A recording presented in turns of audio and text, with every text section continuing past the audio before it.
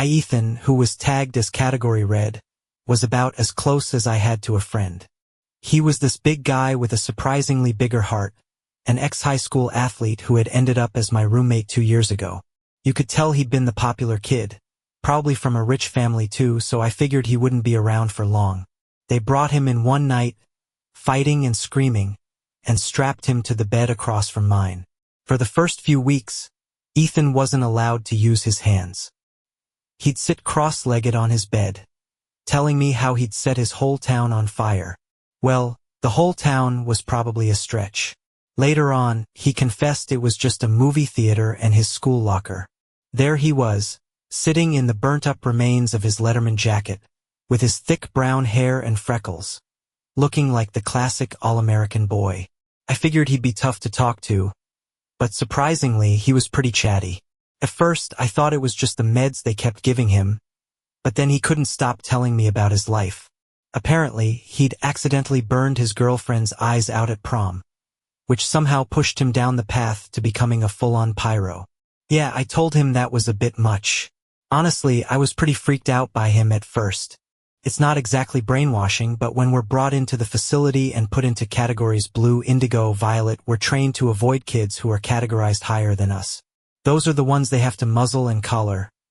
Pyros like Ethan and kids like Carlisle, the girl next door. Emma, who could teleport. Emma was mostly silent, and she was terrible at chess. Carlisle was a speaker, someone who could bring her words to life. She was incredibly strong for being only 17. She once told her guard he was having a brain hemorrhage, and seconds later he was. Carlisle wasn't in the YWPA just because of her ability. She was being kept here, protected from politicians and other bad people who would exploit her for their own agendas. Kids like Carlisle and Ethan were the lost causes. Here one day, gone the next. I honestly thought one day Ethan would just disappear while I was being poked and prodded or eating mystery meat in the cafeteria. But it's been almost 2 years, and Pyro Boy's still my roommate. I'm a category blue, a high-level telekinetic, so it's not like we had a lot in common. Ethan was more likely to be executed by the time he turned 18, considering how bad his situation was. Still, for some reason, I actually liked having him around. Like school, the YWPA had its own social pecking order. Blues, the ones who had the best chance of being recruited into shady government programs, were at the top. JJ and Alex, the lower-level blues, had already invited me to join their little crew, but I wasn't interested in their obsession with becoming soldiers. I came in at 12. Those other kids had been here since birth, never seeing daylight, and were subtly brainwashed into thinking the idea of becoming mindless soldiers for some higher power was a dream come true. Those kids were more like animals, snapping and baring their teeth whenever the guards grabbed them for testing. JJ was already starting to give me cult leader vibes. He didn't fear his power, he embraced it. Meanwhile, I had a feeling those mandatory Friday classes for the lower-level blues were messing with their heads, probably prepping them for recruitment. Luckily, I found a way out. It wasn't easy at first, but the moment I got dragged into one of those classroom sessions with an old-school TV up front, I knew exactly what was happening. It was part of the recruitment process. The outside world wasn't interested in rebellious telekinetics. They wanted empty shells to control. There was only one way to get out of those mandatory classes, which were either life lessons for the slim chance of being released or straight-up brainwashing. I had no choice but to play the crazy card, which was a gamble. Either I'd get executed or sent to therapy. So in the cafeteria, I staged a breakdown, pinning a few kids to the ceiling. I was brought down quick, but thankfully, instead of military training in my schedule, I got psychokinetic therapy. So instead of being stuck with whatever messed up stuff they were doing to the low-level blues, based on how quickly their humanity seemed to be slipping away, I spent time in a room with my personal therapist, who helped me manage my power without letting it consume me. As for the other blues, they were getting more annoying by the day, sitting at their usual table, deep in some weird silent chess game. It was a game of chess, but nobody spoke, and instead of using their hands, everyone relied on their powers. All the details about the category blue were drilled into my head during my time in the YWPA, so I know the ins and outs. When you're classified as blue, there are 2 types, low-level and high-level. Low-level blues can do basic telekinesis, moving or manipulating objects, or even living things just with their mind. High-level blues, on the other hand, have a much broader ability, extending even to the brain itself. That's why high-level blues are so valuable for recruitment. While low levels are prized for their ability to move objects, high levels are wanted for their power to control minds, like influencing or erasing memories, and, in some extreme cases, completely taking over someone's personality. Being a high level myself, I knew it was only a matter of time before my turn came. I couldn't quite master what we called influence yet, but I had already pushed my instructor to punch me in the face, then made him forget he ever did it. It meant I was really close to being bumped up to an even higher level, which meant more testing and reevaluation. It was Tuesday, the one day that was supposed to be free. The kids from rich families, the Nepo babies, got to spend monitored time with their parents, while the rest of us had to pretend everything was fine in front of the elites, acting like we were having the time of our lives, when really we were being poked and prodded. If those people were as sharp as they thought they were, they'd notice the bloodstains, wouldn't they? The Velcro straps on every bed.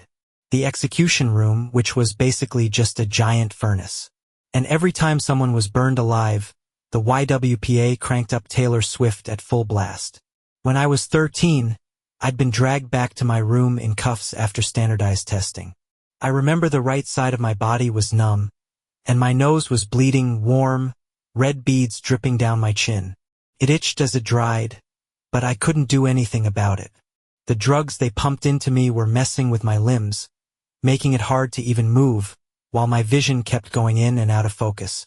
All I could see were the cold, clinical white walls rushing at me like waves.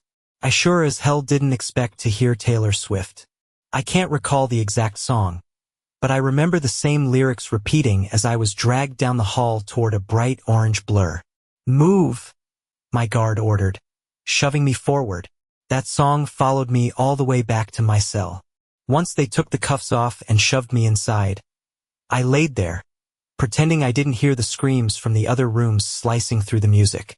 At that point, I'd basically accepted that I was either going to end up in that furnace, being grilled to a pop song, or become just another cog in the military machine alongside my fellow blues.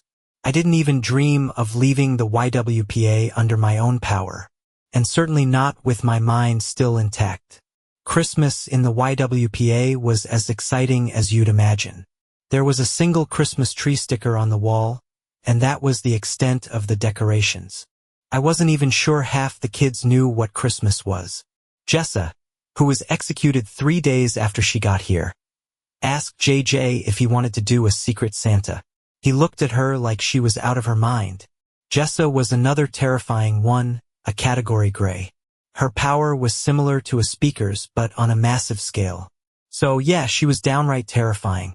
But she didn't look it. She looked so harmless. Tiny, with orange pigtails and a sweet, innocent smile. As cute and innocent as she seemed, Jessa could have wiped out our entire universe if she'd wanted to. She could have also ended all wars just like that. There was a rumor going around that Jessa had erased her own family from existence. But she didn't use her power for anything major. She just wanted little things. Like when she wanted a puppy, bam, there it was, right in her lap. She wanted a swimming pool. Out of nowhere, a whole indoor pool hall appeared at the end of the first floor. She was a mix of a blessing and a curse, and I'm pretty sure the YWPA didn't know what to make of her, and others were probably out there hunting her down. Jessa had only been there for 3 days, but in that short time, she'd left a lasting mark. Take the swimming pool, for example. We couldn't exactly use it, but it was still there, like a strange reminder. The white plastic seat where she'd sat, cross-legged, asking people their names like it was the most important thing in the world, sat abandoned, just a sad, empty spot now. But anyway, back to the card game. I was starting to lose my patience with Ethan, who seemed to think that burning my cards was the key to winning. The worst part? He was actually making me laugh, grinning at me every time my queen went up in flames. It was funny at first, but it was getting old fast. He'd look at me, all proud, saying, "Ha! Look at this. It's hilarious." I laughed the first few times, but by the 8th round, I was starting to question whether he'd ever grow up. Then the heavy metal doors to the rec room slammed open, and Ethan flinched, his eyes locked on his nearly incinerated deck of cards. He was about to turn 18, and that meant his evaluation was coming soon. Execution was the most likely option, or if they showed him any mercy, maybe they'd give him a new sentence until he was 25. I nudged him under the table when he didn't lay down his cards. He kicked me back, his eyes suddenly wild. "Shit!" he muttered, his gaze fixed on the table. "They've come for me, haven't they?" I kicked him again, this time with a little more assurance. "You're still 17, you idiot." "Yeah, but not for long." I raised an eyebrow. "Why would they kill you at 17? He curled his lip. "Because they're assholes." Leaning across the crummy fold-out table, I flashed him a smile. "What if you're fireproof?" "Fireproof?" Before I could respond, a voice cut through the air. "Listen up." I spun around to see Warden Carrington standing in the doorway, twirling a pair of metal cuffs around her finger. She was a tall, thin woman with a blonde topknot and a permanent grin that made her look like she was enjoying something sinister. She loved taking kids to their executions. Something sour rose in my throat. Was that what this was? No, executions usually happened in private. Maybe it was a test? I was used to those mandatory tests every Friday. The cuffs were usually for that. We'd get hauled out of the rec room one by one, cuffed and dragged to the testing rooms. But it wasn't Friday. The floors were too clean. I'd gotten used to seeing blood splashed across the tiles on test days. As a blue, I wasn't supposed to make eye contact with the warden, but I managed a quick glance. She was grinning, but it wasn't just any grin. It was the kind that made the hairs on the back of my neck stand up. This wasn't a test. This was different. This was recruitment. I scanned the room, watching as 15 nervous faces stared back at her. A willowy blonde, who'd been reading a book just a moment ago, sat up straighter, her half-lidded eyes wide, suddenly awake.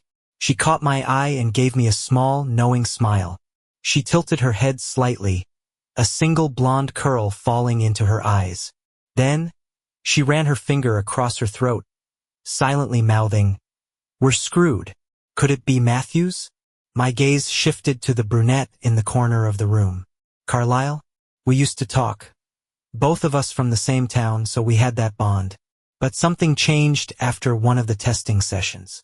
After that, Carlisle shut everyone out and started isolating herself. Matthews was immortal, and Carlisle had the power to end the world. I didn't think either of them was getting recruited today. The holidays came early, kids." Warden Carrington's voice rang out, and I felt the whole group collectively hold their breath. "Jay!" she shouted. "You're getting out of here." There was a strange silence before Ethan kicked me under the table. "Bro, that's you."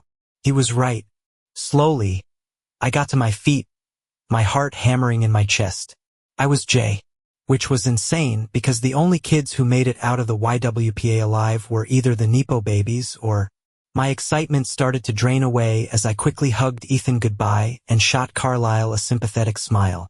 For just a second, I thought maybe, just maybe, my mom had come for me, finally after 5 years.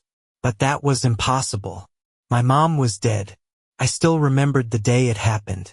The day Mr. Yellow, the man who'd made himself known as such, shot her in the head with a smile on his face before kneeling in front of me. I had been standing in her blood, watching it spread, turning her favorite rug into a soaked crimson mess. "Hey there, little guy," he said, his grin widening, his eyes as crazy as a wild animal's. "You want to come to a super special place?" That super special place, of course, was the YWPA. I didn't even get to mourn my mom. And to the outside world, 12-year-old me was just another kid who had murdered his mother. The world didn't know about our abilities or the YWPA. They only saw a psycho kid with blood on his hands. There were only 2 ways out of the YWPA: in a body bag or the other way, the one I dreaded. Warden Carrington stood there, her smile stretched too wide, as I slowly made my way over to her. She grabbed my arms, yanking them behind my back, cuffing me with a snap. "You've been recruited," she said, her voice sickeningly cheerful. I was dragged out the door and down the hallway.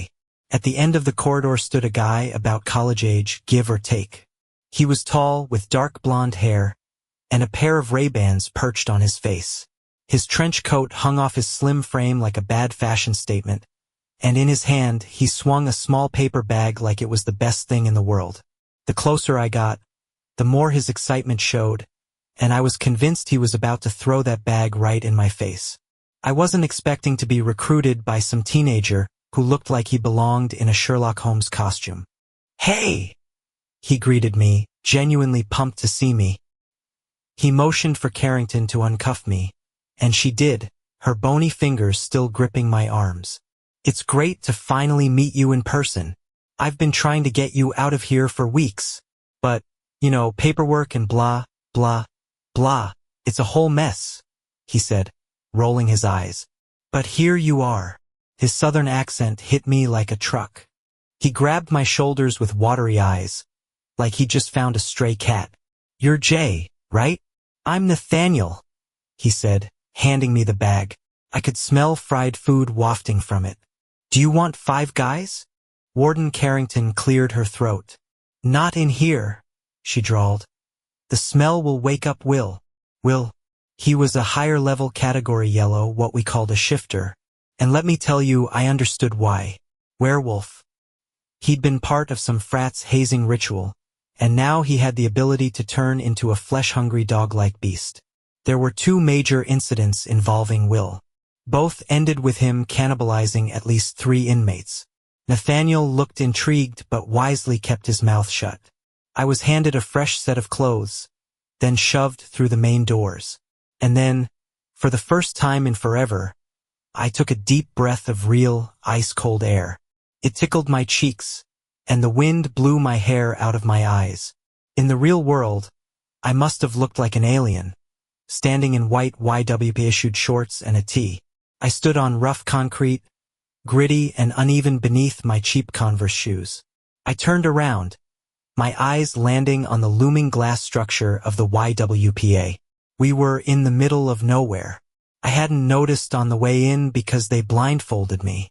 Nathaniel pointed across the parking lot. There was one car, an expensive, sleek Range Rover. I tried to jump in the back, but he patted the passenger seat. Nathaniel slid into the driver's seat.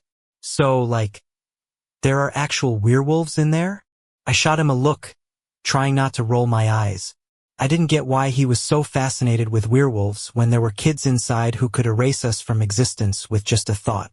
"Well, there's Will," I said, shrugging. "Then there's the leader of their pack." He looked intrigued. "So these kids are what, actual werewolves?" He snorted. "That's what was in the report." "Yeah," I said. "Will told me." His eyes widened. "Wait, like real werewolves?"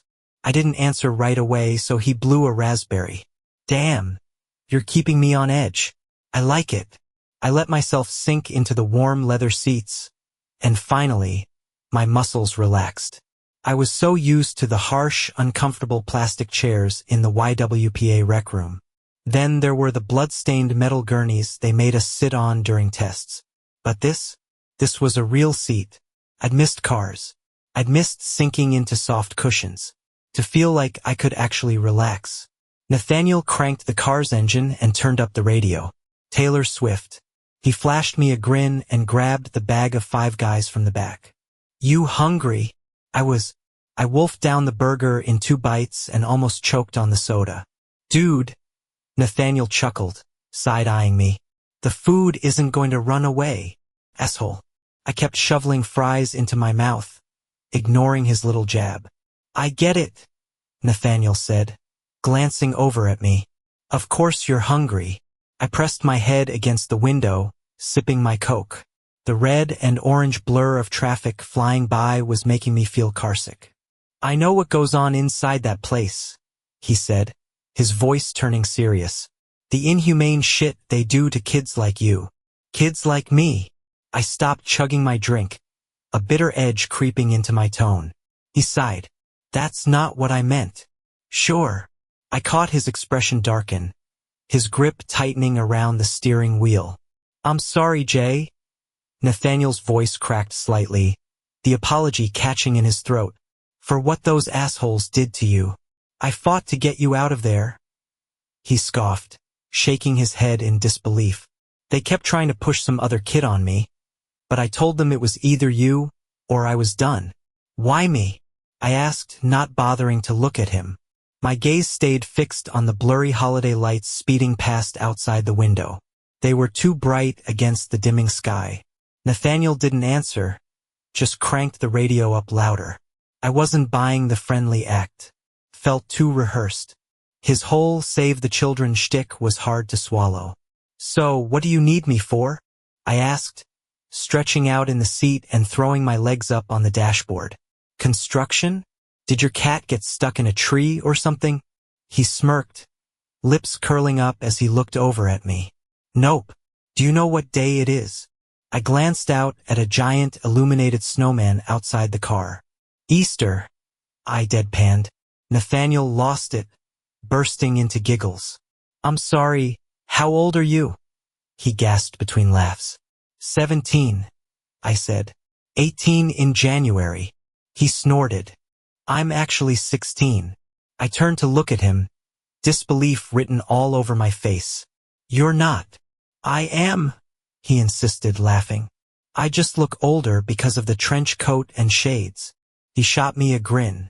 And it totally works. You thought I was like a junior in college, right? Nathaniel sighed, leaning back in his seat. Yeah. People always tell me I have a baby face, so I dress like a boomer. I couldn't help but crack a smile. This guy was making it hard not to like him. But then he drove me to the airport and I got really confused. Nathaniel threw his jacket over my shoulders, checking me out like I was some kind of project. All right, you're good, he said, ruffling my hair. Luckily for you, kids our age can wear anything. So yeah, you look like you just escaped from an institution, but my coat gives you a hipster vibe, you know? I had no idea what he was talking about. He sounded like a character from Animal Crossing. I don't have an ID. I hissed when he pulled me into the airport. It was quiet, which surprised me for Christmas Eve. I expected questions about my lack of a passport, my non-existent identity. But Nathaniel, despite looking like a teenager, flashed his badge with ease and breezed me right through security. He waved toward a nearby coffee shop, handing over a fat wad of cash for a drink. Flat white and a bottle of water, he said in a hurry, swiping through his phone. Get whatever you want. Go crazy. He shoved almost $500 into my hand. So yes, I went crazy. I almost ran off with the cash. But then I remembered. My mom was dead. There was no home to return to. I bought a double chocolate brownie hot cocoa to go, plus a turkey and stuffing sub, devouring both before I even left the counter. Nathaniel was waiting for me when I was done. He sipped his flat white, leading me straight past the gate. A guard stepped in front of us, but Nathaniel just shot him a smile. It's cool, he said. We're exceptions. The guard hesitated, then nodded and stepped aside. Have a good flight, boys. The guard grinned. Oh, and happy holidays. Nathaniel winked, smirking. You too, Bobby. Couldn't resist. How did you? Nathaniel just grinned. I was expecting first-class seats, but instead we boarded a private jet. So Nathaniel was rich. I had a bed for a seat. I slept most of the flight, dreaming I was back in the YWPA, on my blood-soaked mattress, counting ceiling tiles. So, how is it? I woke up to Ethan looming over me, arms folded. The blinding white of his shorts and tee nearly made my eyes burn. I didn't blink, stretching my stiff legs. His voice sounded muffled. It's okay, I guess, I said. I had 5 guys. Ethan pulled a face, tipping his head back. Ugh, don't. I think they gave us recycled slop for dinner. I rolled onto my side. Was it the chef's special macaroni and cheese? Yep. Ethan curled his lip. They're trying to kill us with the food. I nodded, grateful for the distraction, but confused about why Ethan was pacing around. The second I've built up this guy's trust, I'll get you guys out of there, he muttered half to himself. I felt my heart squeeze, a knot forming in my throat. Before you turn 18, I'll get you out of there. Ethan frowned, leaning closer, his brow furrowed. I blinked rapidly. His expression, it didn't look right, like there were two Ethans. They both leaned forward. Dude, I was pretty sure there weren't supposed to be two of him. Can't you smell that? Could. The smell was suffocating, sharp like bleach, burning my throat. Ethan jerked back, eyes wide. That smells like. And that's when reality slammed into me, but my eyelids stayed glued shut. I knew exactly what that smell was. I couldn't remember getting off the plane. I woke up, groggy, my mouth tasting like metallic ick. I tried to move, but my arms felt heavy and stiff, like they were made of sausages. I thought back to the water I'd drunk on the plane. It had tasted too bitter. Did you drug me? I managed to croak out, my voice thick with panic. I couldn't even panic properly. My body was too numb, my chest heaving but my breath shallow. Nathaniel's laugh came from somewhere far too close, the sound crashing into my skull. The car took a sharp turn, and I almost tumbled off the seat. It's just a small job, Jay, Nathaniel said, his voice clipped sharp. We're counting on you. I dragged myself to the window with what little strength I had left. My breath came out in clouds of white, the tiny snowflakes dancing across the pane. Snow. The drugs were fucking with my head, spinning me in and out of consciousness, dragging me between the living and the dead. Ethan sat next to me, his forehead pressed against the cold window. How do you even get out of shit like this? He muttered, slamming his fists against the door. Locked, he added flatly. I managed a small, bitter laugh. No shit. I swallowed, trying to focus. What the hell do I do? Ethan just shrugged, his eyes still locked on the swirling snowstorm outside. Maybe try diving out of the car? When it's locked, I snapped. Before I could continue my rant, reality hit me like ice water. Literally. The door opened, and the freezing wind brushed against my neck, sending a chill deep into my bones. I barely had time to process before a pair of strong arms wrapped around me, lifting me out of the car. I couldn't even try to stand. My body just went limp in his grasp. Come on, Jay. Nathaniel's voice was in my ear, low and amused. We're almost there. I didn't know where there was. Snow closed in on me, swallowing the world around us. I could barely feel my legs. Nathaniel dragged me through the snow, and it felt more like he was dragging my dignity through the dirt. My body was completely immobile, his hands forcing my head up, but it just drooped. My thoughts were hazy, my eyes flickering. It's a simple job, he muttered when I finally started to come back to myself. In front of me, barely visible through the storm, loomed something. Some kind of warehouse, a towering structure that seemed to blend into the snow, as if it were part of the storm itself. Nathaniel tugged me forward, his voice light as he chuckled. But when I tried to cry out, he slammed a hand over my mouth. Do the job well, Jay, and we'll think about taking you on full time. We reached a large, garage-like door, and Nathaniel pressed a button. The door creaked open slowly. Inside, to my surprise, the place looked almost cozy, like a lounge. There was a desk, and behind it sat a short blonde girl wearing a Christmas hat, her eyes glued to a laptop. Nate, she said flatly, not even bothering to look up. Did you get him?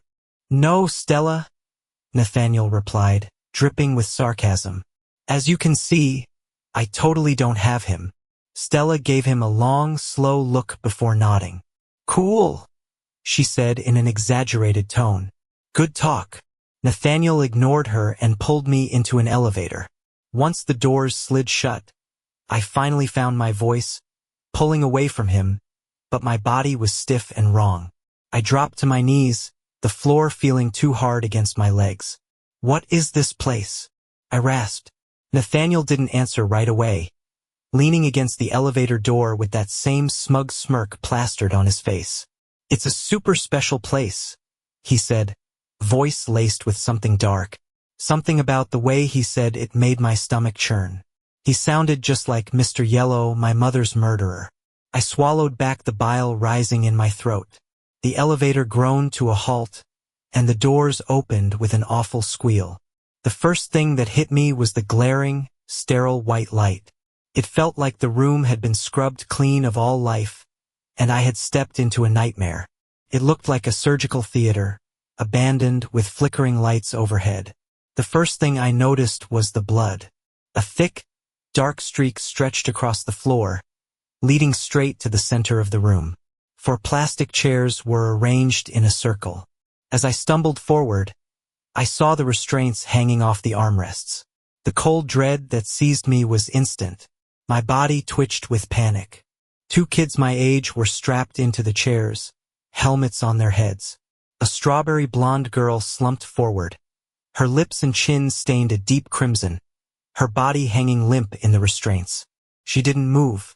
Across from her, a boy sat hunched, hidden behind a mess of thick brown curls.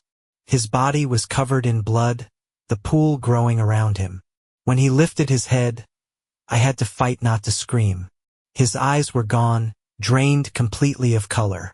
Pearly white, half-lidded. I recognized the look. I had heard the stories, the kids who burned out, their powers too much for their bodies to handle.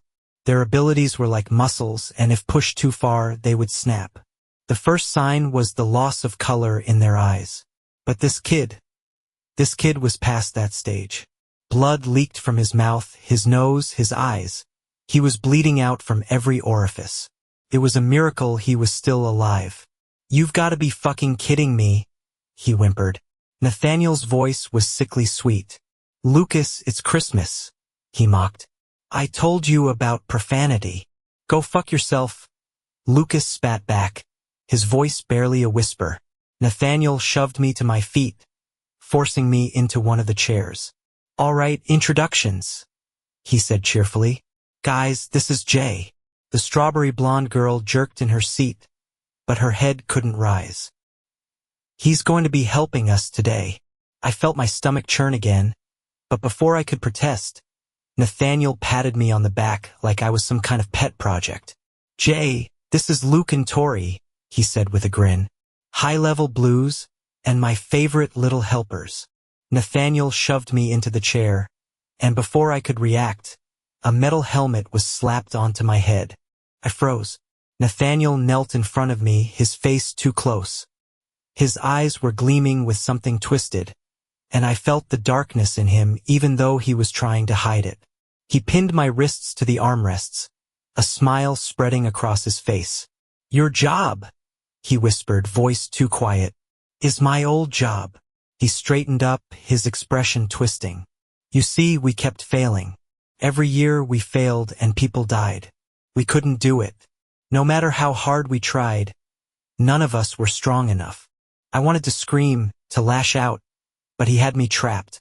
I was the best we had," he continued, his voice cracking. "They took me from the YWPA in Vancouver when I was just a kid. 8, maybe? They strapped me in one of these chairs and fried my brain, over and over again, until I was numb." He let out a shaky, manic giggle. "I stopped feeling pain after the 10th or 12th time they brought me back. But I could do it. I was the only one who could. So they used me for everything I had." Tears welled up in his eyes, but he quickly wiped them away with his sleeve, forcing a smile. Anyway, the demand kept growing. It got harder. I couldn't control it anymore. I was tortured, trying to make it stronger, but it wasn't enough. He laughed again, bitter and dark. "Guess I wasn't strong enough." His smile widened, too wide. "But you guys are." He clapped his hands. "You're stronger than me. Amazing, really.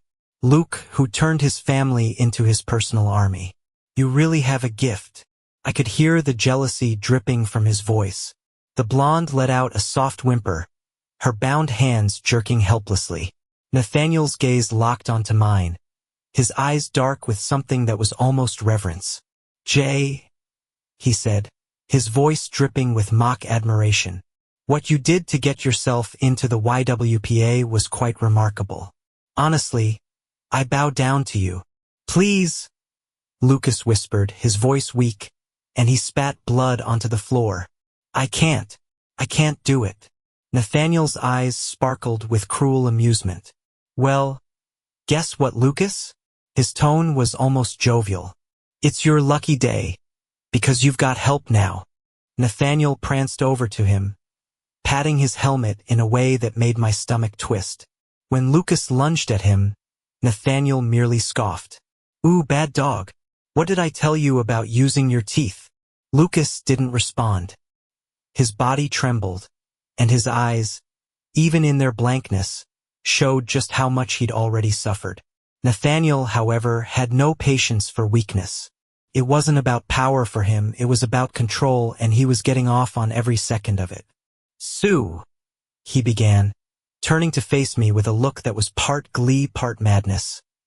Over the last few years, we've focused on movement. He twirled on his heel, winking at me like I was supposed to find this fun. He laughed, a sound devoid of joy. Big mistake. At his command, a large wooden contraption was wheeled into the room, and the moment I saw it, dread filled my veins. It looked innocuous at first, a Christmas display maybe, holiday lights strung along the back seat of a van. Wrapped gifts piled up in bags, spilling out like a charity drive gone wrong.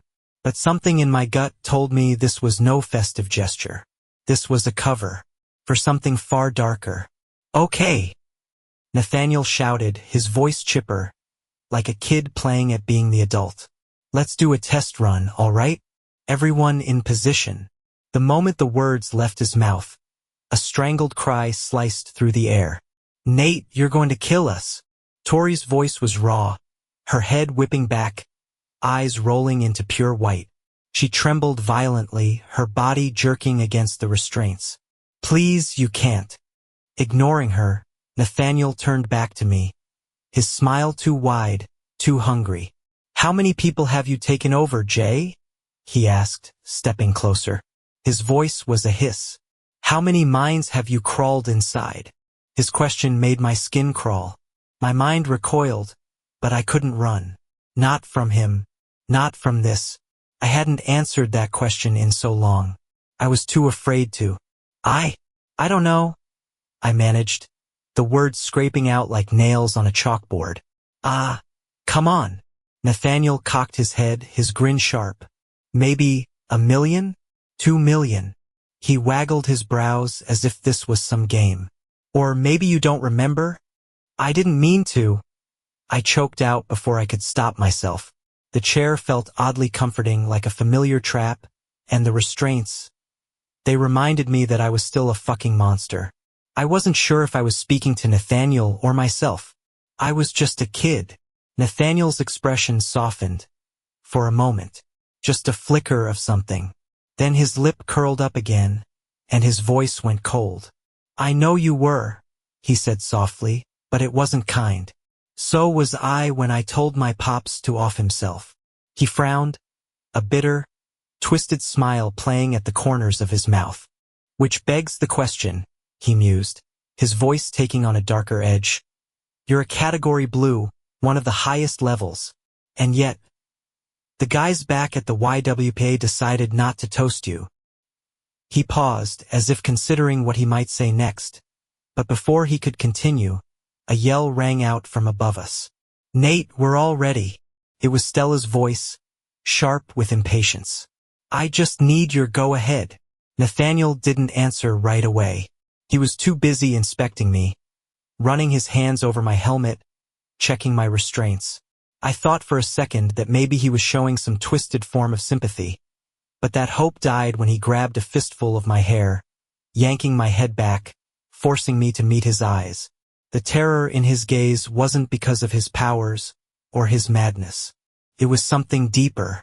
There was a part of him, deep down, buried under all that darkness, that didn't want to do this. But he couldn't stop. He couldn't help it. He was too far gone. What you did, Jay, he whispered, his voice low and deadly. 15 years ago, I want you to do it again. He turned to the others, his grin wide and manic. How many children are there on this planet, He mused aloud, like he was doing some twisted math. How many of them still believe in the big guy? I didn't realize what was happening at first. It started as a dull pain, a soft, almost imperceptible pressure at the back of my skull. Then it grew. It burned. It felt like 1,000 needles piercing my mind, over and over again. Each jolt sent a new wave of agony through me, as if lightning were striking my brain, again and again, without end. I screamed. I cried. I begged for mercy, but nothing helped. When I was younger, the pain had been like drowning, suffocating, numbing. I didn't feel it at first, but then everything flooded in. Names, wishes, memories, thoughts, all of them crashing inside me. Back then, I had barely grazed their minds. Now I was taking them all. The ones who had grown up with me. The ones who were far younger, their thoughts innocent and fragile. I swallowed them all, twisting myself inside them, entangling their lives with mine. I felt my mind unraveling. My brain was breaking. It was like I was bleeding from the inside out. Blood ran down my temples, dripping down my neck. 2.4 billion. Nathaniel's voice broke through the fog of pain. 2.4 billion minds, Jay, he said, his voice smug and satisfied. To give one simple, very subtle order. And they would never even know they were giving it. Just like when I was a kid. Fly. The word twisted on my lips, but it wasn't just on my lips. It was inside my head, pulsing like a heartbeat, relentless and all-consuming. Whatever was strapped to my skull, the helmet, it felt like it was part of me now, merging with my spine, digging into my nerves. A shriek tore out of my throat, raw and primal. I was burning.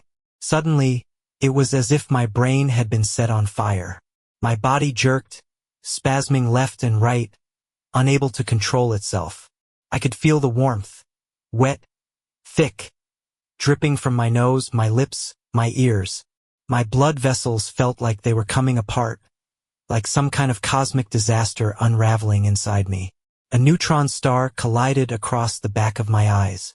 The command was inside me now, inside all of us. I could sense Luke's mind, almost like I could reach out and touch it. It was faint, flickering, but it was there. Tori's presence was harder to track. Her mind was fading, like a weak signal cutting in and out. Her body was failing, rejecting it.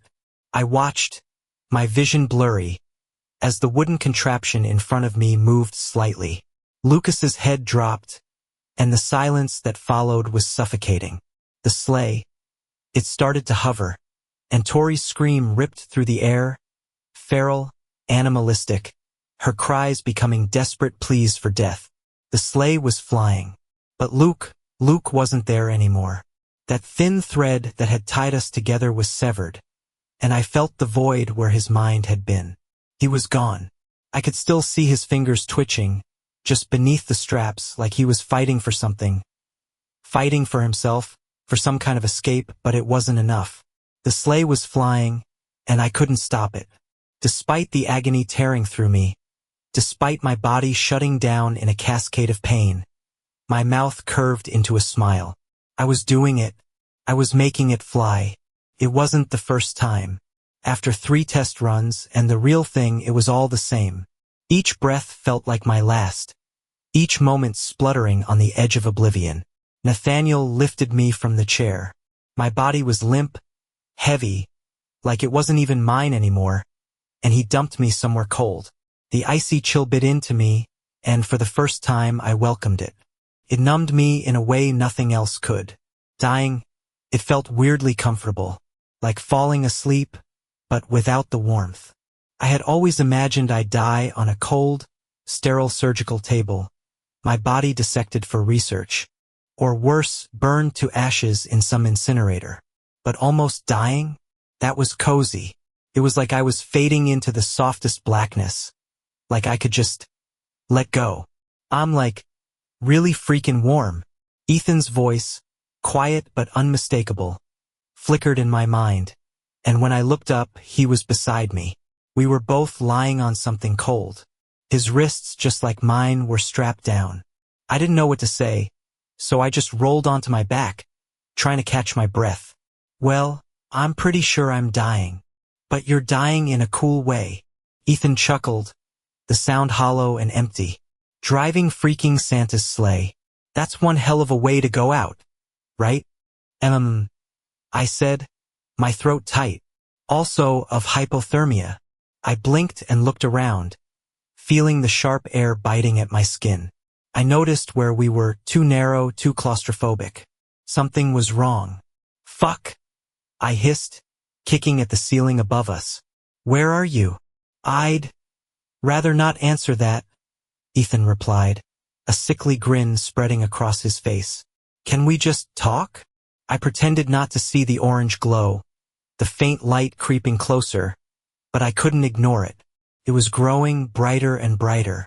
Sure, I said, forcing the words past the lump in my throat. We can talk. Carlisle escaped today, he murmured after a long pause. So, expect the world to get a whole lot fucking crazier with her free. Those words landed like a hammer, but I didn't want to hear them. Not now. Still, with Carlisle free, anything seemed possible, and that terrified me more than I cared to admit. The orange blur was growing closer now, too close. I squeezed my eyes shut, trying to block it out. I had to wake up. I had to get out of this. I couldn't die here, not like this. I would freeze to death if I stayed. But I didn't want to leave him. Ethan. Merry Christmas, Jay. Ethan murmured, his voice almost lighthearted, despite everything. He smiled that wide, manic smile, and in that moment, the world around us exploded into flames. His smile turned to agony as the fire engulfed him, the flesh from his bones melting away, and I felt the heat, the unbearable heat. I thought I was going to die right there with him. I was ready to go with Ethan. It was a strange, twisted peace, one I never thought I'd find. I closed my eyes, waiting for the fire to consume me, and then flash. Emma. She had her arms wrapped around me, her dark hair flying in the wind, her wide eyes filled with determination. Hold tight, she said, and the world blurred around us, my stomach lurching in my throat as we were pulled through some kind of rift. When I opened my eyes again, we were in a random field. The cold was still biting at my skin, but this was different. It wasn't like the ice. This felt like a place I could breathe. Emma didn't even look at me as she tossed a coat and scarf in my direction. Get a move on, she snapped, like she was used to this. She didn't explain, didn't ask if I was okay. She just threw the coat over me and turned away, like this was normal. Apparently, this was her save point. It's been a month since I escaped the YWPA. 1 month since I stopped asking if Emma had saved Ethan too. I think I know the answer. I saw a helicopter yesterday. Unmarked. They're coming for us. So far, we've been surviving on scraps. Emma wants me to use my powers to mess with people, but I'm not going to. I'm not doing that again. I can't. I'm terrified they're going to take me back there. Whatever I did on Christmas Eve, I'm not doing it again. Emma is weak. Her power can only take us so far. She's already taken me back to Santa's base twice. There's no sign of Luke. No sign of Tori. They're either dead or they're being used. According to sources at the YWPA, Ethan died on Christmas Eve. He was executed. But there's no trace of him. No astis. This keeps me up at night, because I saw him die. I watched him break apart. I saw his skin melt off his bones. So if he's not dead, what happened to him?